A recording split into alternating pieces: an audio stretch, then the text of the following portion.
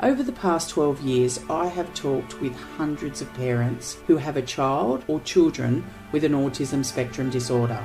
Many call me panicked, usually because their child has had a near-death experience. I can hear the anxiety and emotional distress in their voices as they try to explain to me what had happened and what could have happened.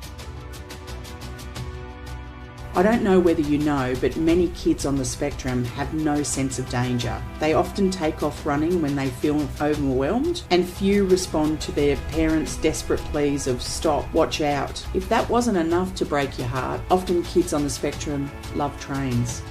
I work for an organisation called Righteous Pups Australia, and we are a team of professional and volunteers who have got together to train autism assistance dogs to track and find the child that's wandered off. Our dogs are also trained to tether and anchor the child so that they can't get to that train or those train tracks.